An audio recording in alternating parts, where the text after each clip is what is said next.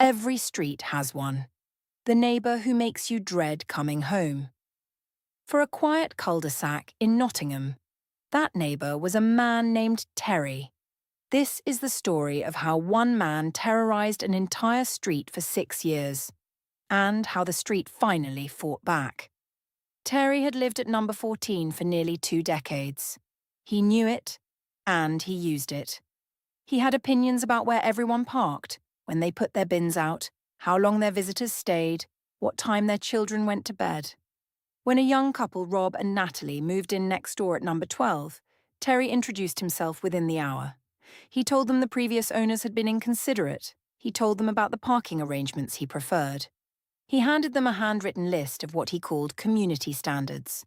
They smiled politely and closed the door. The campaign began within a fortnight. First, it was noise complaints. Terry called the council to report loud music that, by multiple accounts from other neighbours, had never actually been heard. Then came the boundary dispute. Terry claimed that 6 inches of Rob and Natalie's garden fence were on his land. He had no survey to support this. He simply began one Saturday morning to dismantle the fence himself. Rob called the police. Terry told the officer he was reclaiming his property. The officer asked him to stop pending a survey.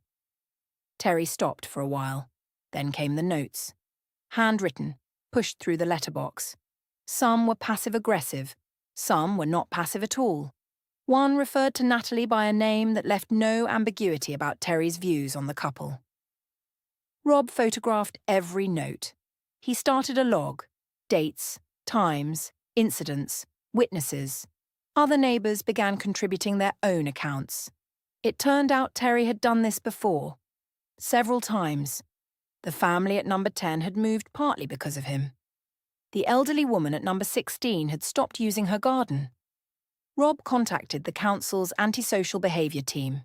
He submitted the full log, 47 incidents over 18 months, all documented, all dated, all witnessed. The council investigated.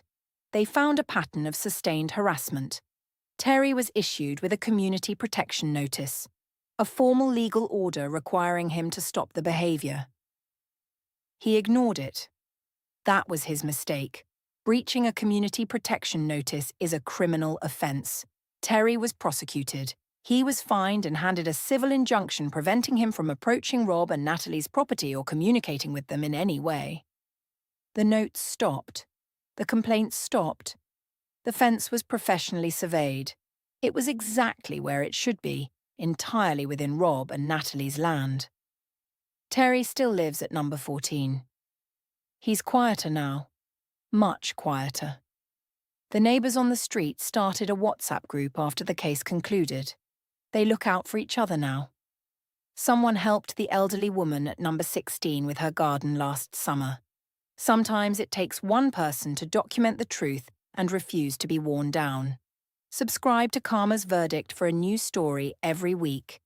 Have you ever had a neighbour like Terry? Tell us in the comments.